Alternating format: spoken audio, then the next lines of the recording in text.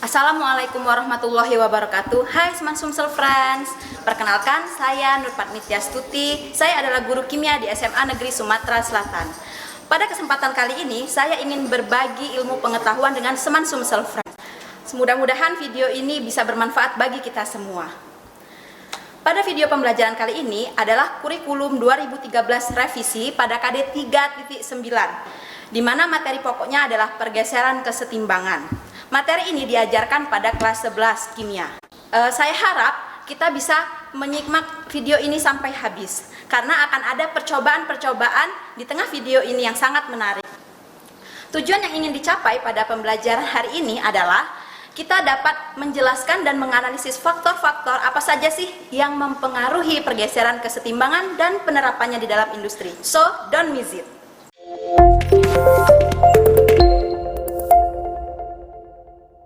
Judul besar yang kita ambil di kesempatan kali ini adalah materi kesetimbangan kimia. Mengapa dipilih kesetimbangan kimia?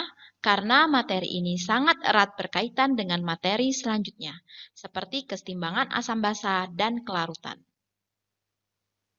Pada bagian pertama, ini merupakan pendahuluan yang terdiri dari beberapa gambar yang bisa kita amati dalam kehidupan sehari-hari. Baiklah, pada gambar pertama ini, apa yang bisa kita imajinasikan dari gambar tersebut? Ya, benar sekali. Kegiatan di gambar pertama ini sering kita lihat ketika menyemarakan Hari Kemerdekaan Republik Indonesia, yaitu kegiatan tarik tambang. Dan tahun ini sangat terasa berbeda sekali dengan tahun-tahun sebelumnya. Tetapi saya percaya kita menyemarakannya dengan cara kita masing-masing. Pada gambar pertama ini menunjukkan contoh dari kesetimbangan statis, di mana tali yang ujung-ujungnya ditarik dengan sama kuat membuat kondisi tali pada bagian tengah tidak bisa bergerak. Inilah yang dikatakan kesetimbangan statis. Lalu kita lanjut ke gambar yang kedua.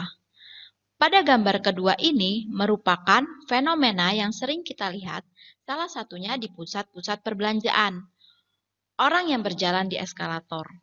Gambar ini menunjukkan contoh kesetimbangan dinamis, di mana seorang yang sedang naik eskalator, jika langkah ke depannya sama dengan kecepatan turun eskalator, dikatakan setimbang dan konstan. Baiklah, sekarang kita mulai masuk ke materi reaksi kesetimbangannya.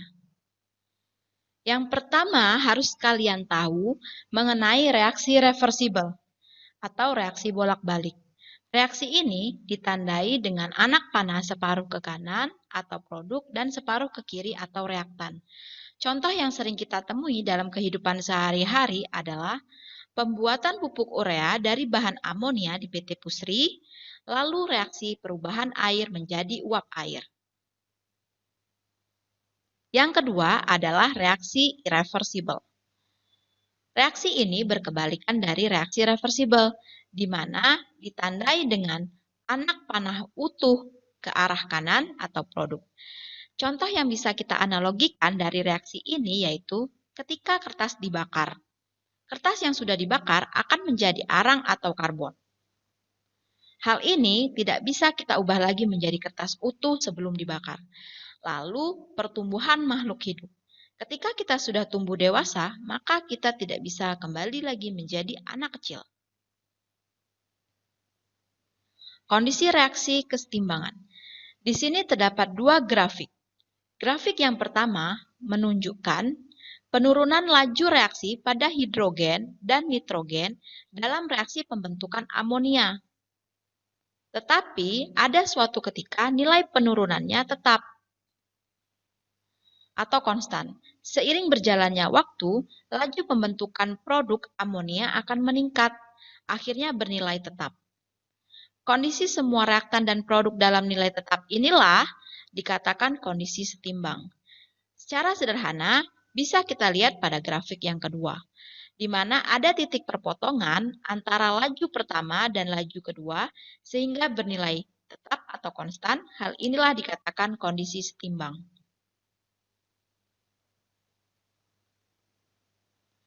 Selanjutnya kita akan membahas mengenai jenis kesetimbangan berdasarkan fasanya. Yang pertama yaitu kesetimbangan homogen. Apa itu homogen? Ya, homogen cirinya adalah sama. Apa yang sama?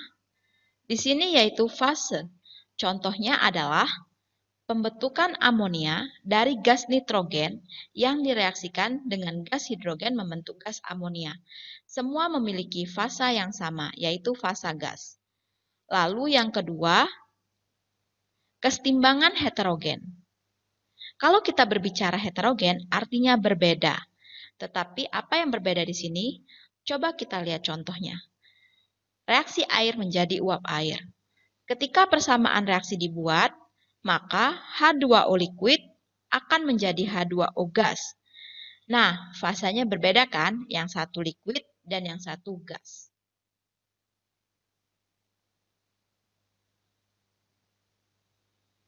Lalu kita bertanya-tanya, apa sih itu fasa zat? Fasa zat biasa disebut wujud zat, tetapi ada yang berbeda dari keduanya. Fasa zat memiliki 4 jenis, yaitu padat atau solid memiliki simbol S kecil, cair atau liquid L kecil, gas G kecil, larutan atau aqueous AQ. Wujud zat, padat solid, cair liquid, dan gas.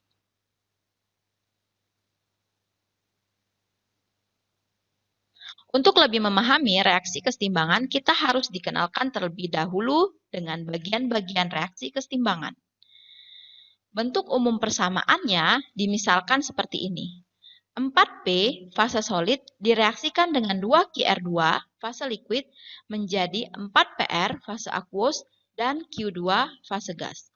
Dari persamaan dapat diringkas keterangannya pada bagian pertama adalah anak panah. Anak panah reaksi disimbolkan dengan anak panah bolak-balik.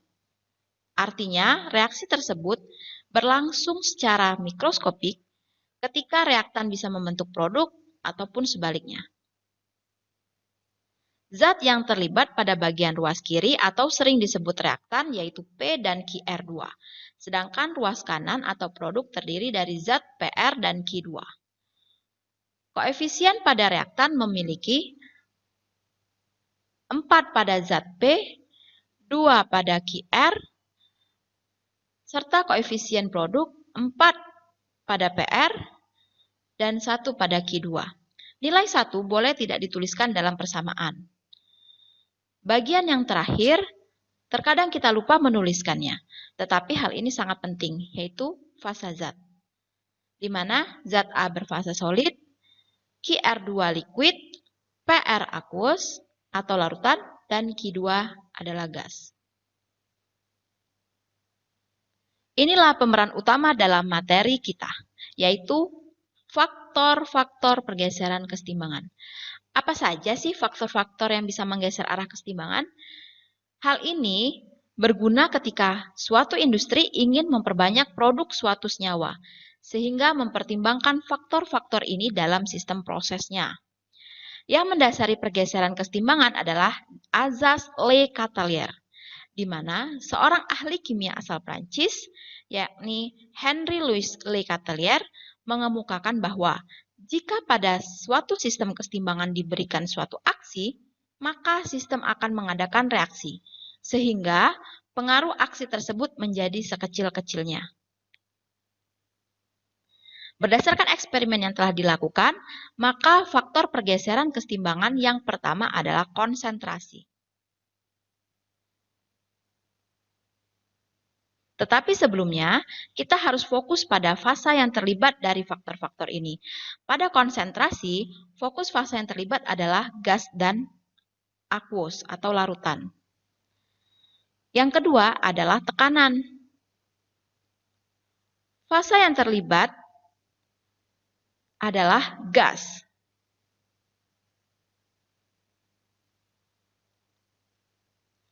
Dan kebalikan dari tekanan, yaitu volume. Fasa yang terlibat adalah gas dan larutan. Kemudian katalis. Sebenarnya, katalis tidak mempengaruhi pergeseran kesetimbangan, namun hanya mempercepat reaksi kesetimbangan agar mudah tercapai. Terakhir adalah suhu. Suhu tidak melibatkan fasa, tetapi fokus pada keadaan reaksi, di mana yang telah kita ketahui keadaan reaksi meliputi endoterm yang memiliki nilai perubahan entalpi positif dan eksoterm yang memiliki nilai perubahan entalpi negatif. Baiklah, kita akan membahasnya satu persatu. Yang pertama, konsentrasi. Kita memiliki ilustrasi sebagai berikut. Dalam ilustrasi, kita lihat ada beaker gelas yang berisi 4 tetes FeCl3 dan 4 tetes KSCN di dalam air dengan volume tertentu, lalu dibagi menjadi 5 bagian tabung reaksi dengan volume yang sama pada masing-masing tabung. Untuk tabung pertama, tidak dilakukan perlakuan khusus. Hal ini sebagai kontrol, warna yang tampak adalah merah. Lalu tabung kedua ditambahkan 1 tetes FeCl3. Ternyata warna yang terjadi bertambah merah dari warna sebelumnya. Dan hal yang sama pun terjadi pada tabung ketiga.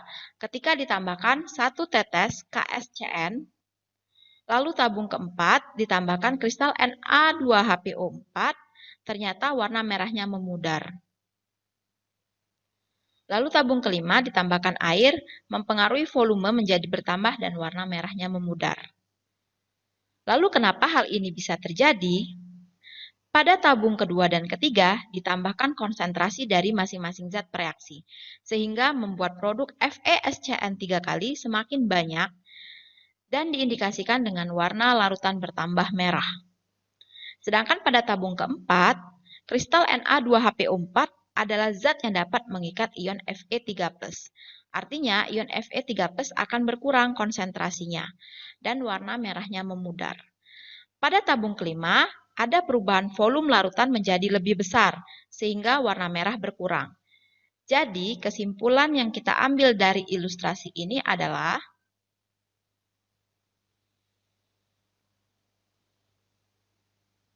jika konsentrasi zat diperbesar, akan bergeser dari arah zat tersebut. Jika konsentrasi zat diperkecil, akan bergeser ke arah zat tersebut. Selanjutnya akan kita bahas mengenai tekanan dan volume. Tekanan dan volume ini berbanding terbalik. Ada ilustrasinya sebagai berikut. Untuk menjelaskannya, pada saat gas N2O4 dimasukkan ke dalam alat suntik, terjadi kesetimbangan dengan reaksi N2O4 yang tak berwarna menjadi 2NO2 yang berwarna merah coklat. Ketika tekanan diperbesar, yakni dengan alat suntik didorong ke dalam, artinya volume ruang menjadi kecil. Maka warna coklat akan memudar. Karena jumlah koefisien zat NO2 dalam reaksi lebih besar, maka kesetimbangan bergeser ke senyawa N2O4. Atau sebaliknya. Sehingga dapat disimpulkan untuk tekanan, jika tekanan sistem diperbesar akan bergeser ke arah jumlah koefisien kecil. Jika tekanan sistem diperkecil akan bergeser ke arah koefisien yang besar pada fase gas. Dan pada volume, berkebalikan dengan tekanan.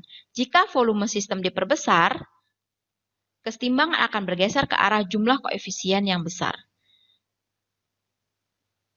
Dalam fase gas dan larutan, jika volume sistem diperkecil, kesetimbangan akan bergeser ke arah jumlah koefisien kecil pada fase gas dan larutan.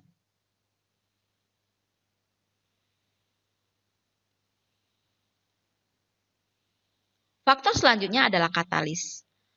Untuk katalis, tidak mempengaruhi pergeseran kesetimbangan, akan tetapi mempercepat reaksi kesetimbangan agar tercapai. Penerapan katalis dalam industri kita contohkan sebagai berikut. Pada industri amonia, proses yang terjadi dinamakan Haber-Bosch dan menggunakan katalis besi oksida atau FeO untuk memproduksi amonia sebagai bahan pembuatan pupuk urea. Lalu proses yang kedua yaitu proses kontak, di mana proses ini memproduksi asam sulfat dan katalis yang digunakan adalah vanadium pentaoksida.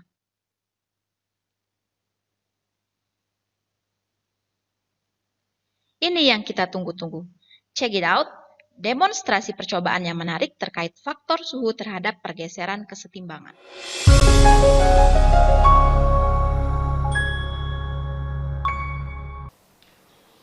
Untuk penjelasan suhu, di sini kita akan mencoba melakukan percobaan sederhana dengan menggunakan beberapa alat dan bahan. Adapun alat-alat yang ada di sini, beaker gelas, gelas ukur, kemudian ada kaki 3, kawat kasar, bunsen, dan neraca. Bahan yang kita gunakan ini ada CuSO4 atau tembaga 2 sulfat dan sodium chloride, natrium klorida, NaCl.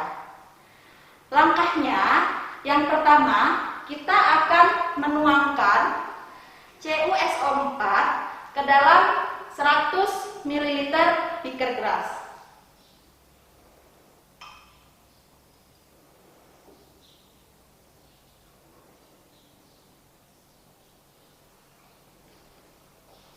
Nah, ini sudah dapat 100 ml. Lalu CuSO4 ini ditambahkan NaCl yang akan kita timbang terlebih dahulu dengan neraca.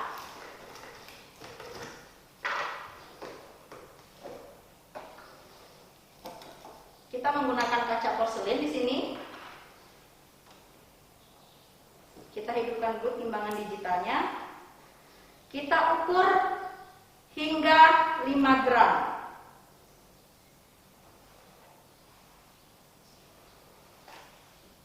Semua bahan ini merupakan jenis dari garam. Jadi, garam itu bukan hanya garam di dapur saja ya, tetapi senyawa kimia ada juga yang bersifat sebagai garam. Ini sudah 5 gram. Lalu kita campurkan dengan CuSO4. Sedikit demi sedikit.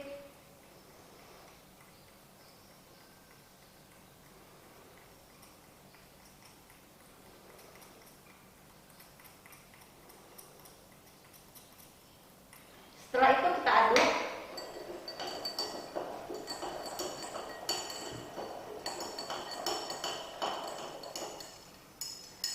Larutannya berwarna biru terang ya, biru cerah. Setelah itu kita bagi menjadi 2 bagian sama rata.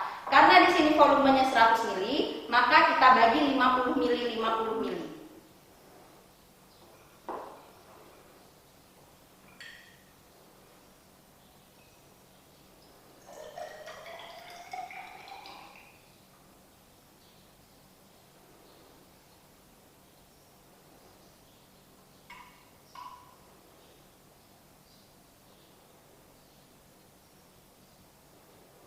Dalam pengukuran, apabila zat pewarna, ya, jadi kita mengukurnya bukan di pas 50 ml, tetapi di cekungan atas untuk larutan berwarna. Ini sudah 50 ml. Lalu kita tuangkan ke beaker gelas yang satunya.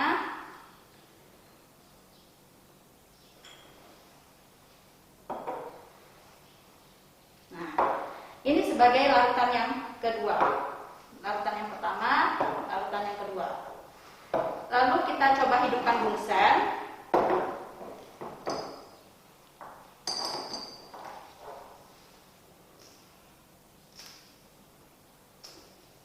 Oke.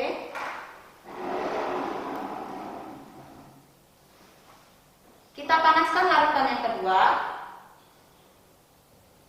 dalam beberapa menit. Hingga ada perubahan warna atau terjadi reaksi di sini.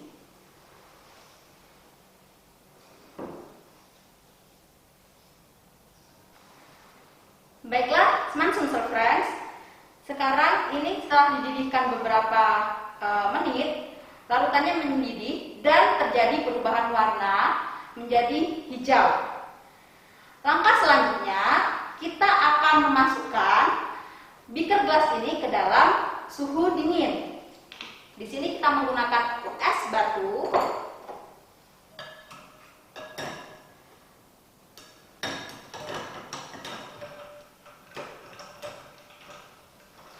Lalu kita angkat menggunakan penjepit. Hati-hati ya, karena kalau tidak bisa jatuh.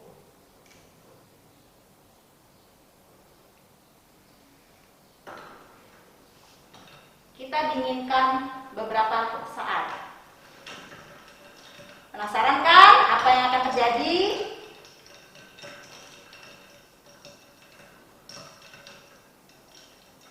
Sembari kita menunggu ini, mari kita matikan dulu apinya. Teknik mematikan api pada bunsen itu bukan ditiup ya, tetapi kita bisa melakukannya dengan langsung menutup bunsennya seperti ini. Karena kalau ditiup nanti akan berbahaya.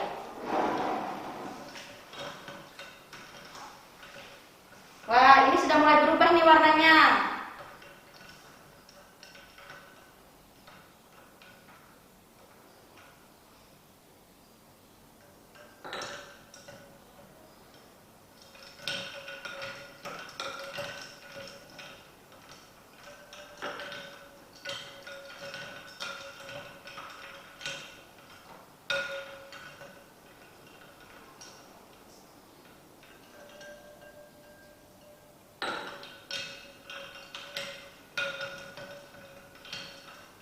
Ternyata warnanya kembali seperti asal, biru. Nah, baiklah, mengapa demikian? Kita akan menjelaskannya secara rinci.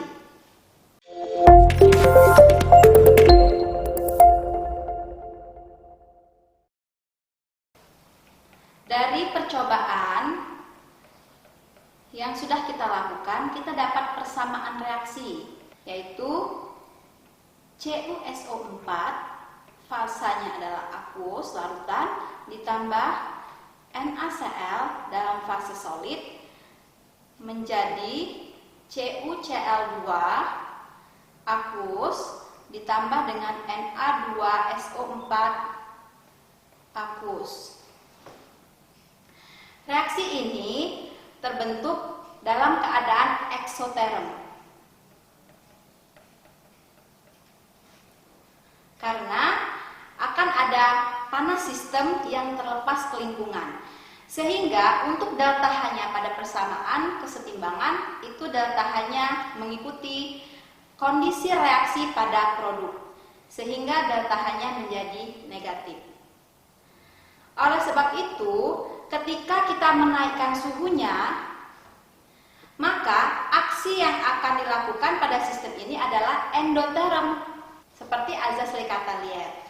Sehingga terbentuklah produk CuCl2 dan Na2SO4 berwarna hijau. Ketika suhu diturunkan, maka yang akan mengalami reaksi di sini adalah eksoterm, sehingga pergeseran itu akan menuju ke eksoterm dan berubah menjadi warnanya adalah biru.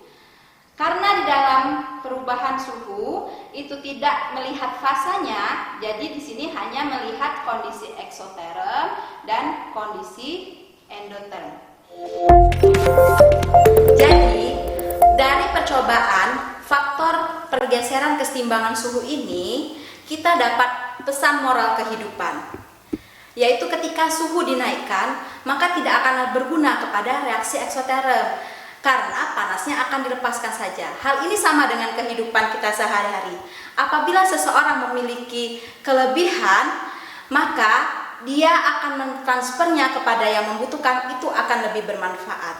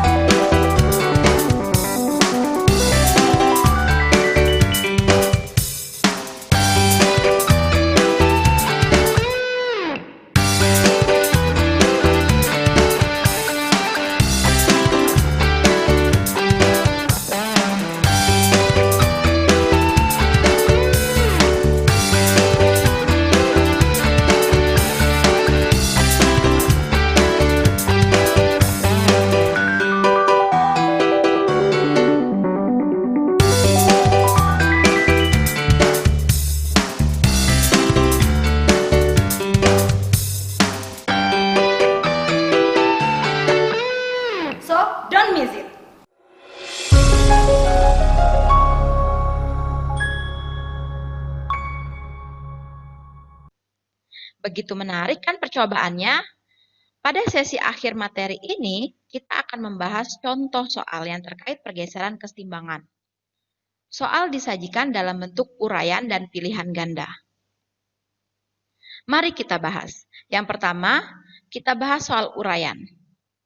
Di sini ada reaksi Na2CO3 solid ditambah SO2 gas dan setengah O2 gas menjadi Na2SO4 solid dan CO2 gas.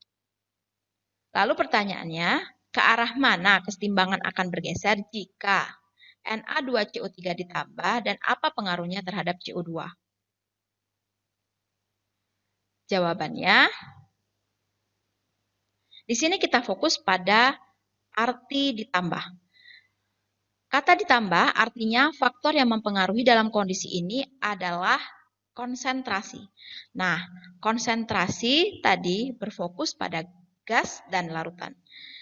Sedangkan di soal ini Na2CO3 yang ditambahkan adalah solid atau padatan. Sehingga tidak akan menggeser arah kesetimbangan dan pengaruhnya terhadap CO2 tidak akan berubah.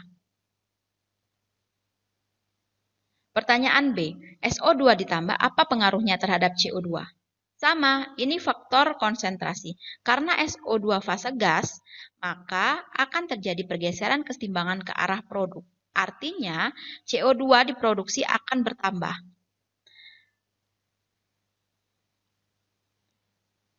Pertanyaan C, volume di ruang diperbesar. Jika volume diperbesar, maka kesetimbangan akan bergeser ke arah koefisien yang besar pada fase gas dan larutan. Jumlah koefisien reaksi 1 ditambah setengah untuk reaktan, lalu 1 untuk produk. Sehingga kesetimbangan akan bergeser ke arah reaktan yang memiliki jumlah koefisien 1,5 lebih besar dari produk, yaitu 1.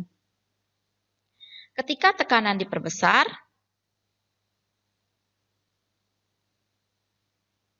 maka kesetimbangan akan bergeser ke arah jumlah koefisien yang kecil pada fase gas.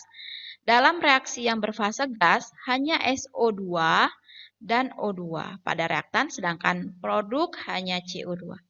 Sehingga ketika kita jumlahkan koefisiennya, pada reaktan berjumlah 1 ditambah setengah, yaitu 1,5, dan pada produk hanya 1. Jadi kesetimbangan akan bergeser ke arah produk atau sebelah kanan yang memiliki jumlah koefisien pada fase gas yang kecil, yaitu 1.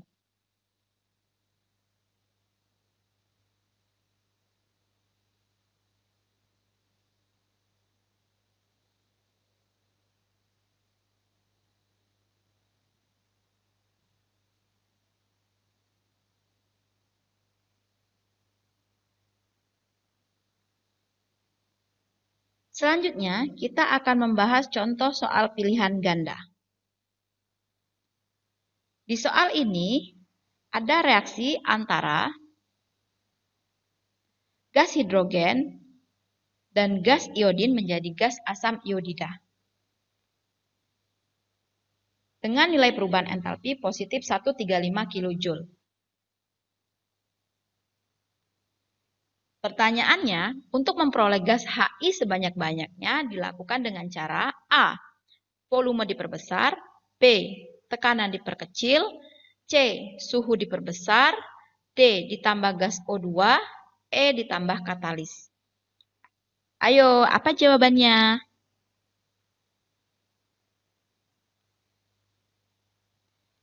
Ya, benar sekali. Jawaban yang tepat adalah C, yaitu suhu diperbesar. Mengapa demikian?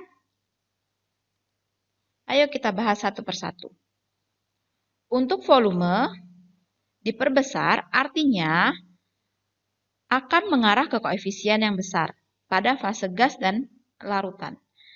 Dalam reaksi, koefisien bernilai sama, yaitu 2. Sehingga kesetimbangan tidak bergeser dan tidak mempengaruhi jumlah Hi. Sama halnya dengan tekanan diperkecil. Karena jumlah koefisien reaksi pada fase gas antara reaktan dan produk nilainya sama, yaitu 2, maka ketika tekanan diperkecil, kesetimbangan tidak akan bergeser dan tidak mempengaruhi jumlah HI.